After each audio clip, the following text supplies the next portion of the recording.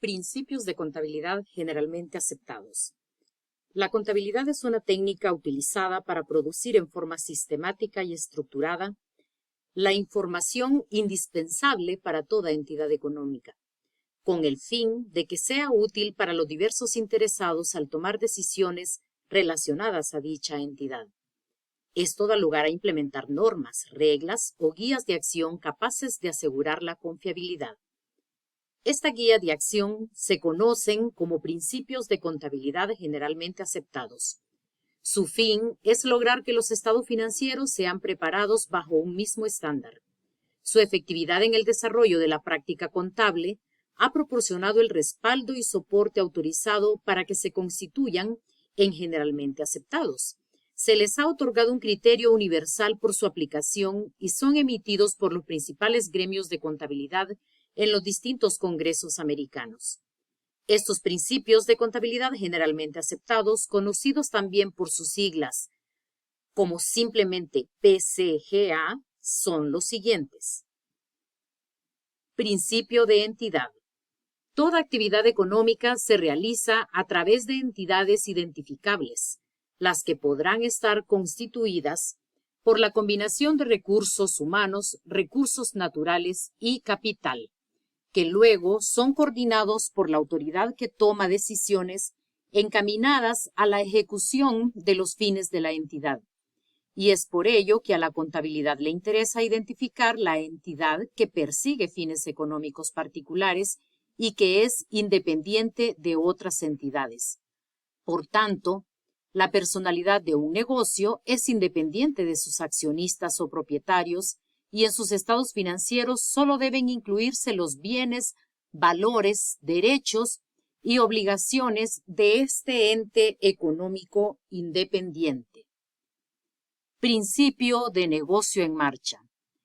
La entidad se presume en existencia permanente, salvo especificación en contrario, por lo que las cifras de sus estados financieros representarán valores históricos o modificaciones de ellos, sistemáticamente obtenidos.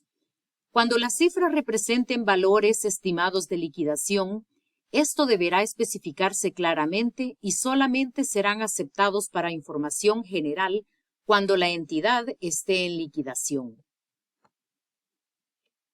Principio del periodo contable.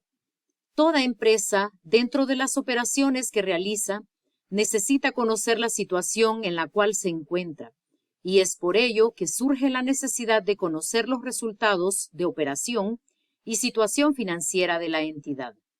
La empresa tiene una existencia continua, por lo que se obliga a dividir su vida en periodos convencionales.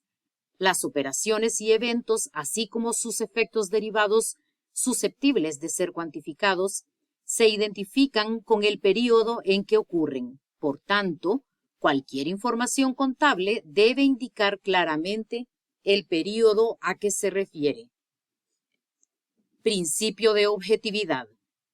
Los cambios en los activos, pasivos y en la expresión contable del patrimonio neto deben reconocerse formalmente en los registros contables, tan pronto como sea posible medirlos objetivamente y expresar esa medida en moneda de cuenta. Toda transacción contable debe estar amparada por un documento, tal como un recibo, una factura, un voucher, etc. Principio de consistencia. Este principio se refiere tanto a la consistencia en la aplicación de criterios contables de evaluación de partidas y demás criterios, como la capitalización o no capitalización de desembolsos relacionados con activos fijos, tratamiento contable de los planes de pensiones de cada persona, tratamiento de mejoras de arrendamientos, etc., como a la consistencia en cuanto a la clasificación de partidas dentro de los estados financieros.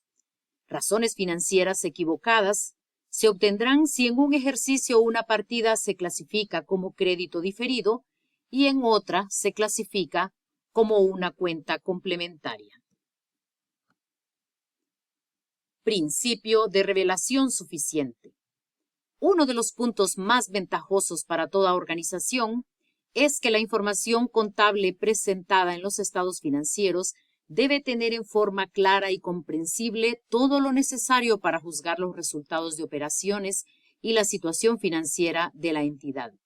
Esto significa que para la elaboración de la información contable, sea de calidad, se debe contar con todas las explicaciones necesarias detalladas, de manera que una persona interesada en la empresa o negocio conozca el origen de esa transacción o cuenta.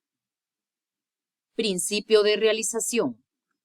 Dentro del curso normal de la empresa, surgen movimientos que dan lugar a la celebración de transacciones con otras entidades, expresando las operaciones en unidades monetarias. Toda empresa ejecuta sus actividades y operaciones con otras entidades y debe transformar en términos monetarios todas esas actividades realizadas, mas no debe cuantificar las operaciones inconclusas, con el fin de llevar un control más efectivo de la contabilidad. Principio de unidad monetaria. Las transacciones que dan origen a las modificaciones patrimoniales y de recursos y gastos serán registradas por la contabilidad de las empresas en forma corriente con una moneda de curso legal. Los estados financieros reflejan las variaciones patrimoniales y de recursos y gastos mediante la unificación de todos sus componentes o una expresión común que permita agruparlos y compararlos. Toda transacción que la empresa realiza por su operación debe representar una unidad monetaria. Las transacciones y eventos económicos que la contabilidad expresa en términos monetarios se registran según las cantidades de efectivo que se afecten o su equivalente o la estimación razonable que de ellos se haga al momento en que se consideren realizados contablemente. Principio de la dualidad económica o principio de asociación. Esta dualidad se constituye con los recursos de los que dispone la entidad para la realización de sus fines y con las fuentes de dichos recursos, que a su vez son las especificaciones, los derechos que sobre los mismos existen considerados en su conjunto. La doble dimensión de la representación contable de la entidad es fundamental para una adecuada comprensión de su estructura y relación con otras entidades. El hecho de que los sistemas modernos de registro aparentan eliminar la necesidad aritmética de mantener la igualdad de cargos y abonos no afecta el aspecto dual de este ente económico, considerado en su conjunto. Principio del costo o valor histórico. Las transacciones se registran por su valor original de adquisición, construcción o producción. Para determinados bienes específicos, su valuación será el valor de cotización de mercado, el estimado de realización o aquel que surja del método de evaluación aplicado, bajo condiciones que lo justifiquen adecuadamente. El costo original de adquisición, construcción o producción es el adecuado para reflejar el valor de los bienes, derechos y obligaciones en el momento de su incorporación al patrimonio de la empresa. Principio de importancia relativa. Aquellas transacciones que por su magnitud o naturaleza tengan o puedan tener un impacto sobre el patrimonio, los gastos y los recursos de la empresa deben ser expuestas de manera tal que el usuario de los estados contables disponga de una clara interpretación sobre la incidencia inmediata o mediata de las mismas. La información brindada a través de los estados contables y financieros debe exponer adecuadamente todas las transacciones cuya materialidad afecte o pueda afectar la empresa, ya sea en su patrimonio como en los recursos y gastos, cuantificándolos en su exacta incidencia, a fin de permitir una adecuada interpretación y eventual toma de decisiones de los diferentes usuarios. Principios de contabilidad generalmente aceptados.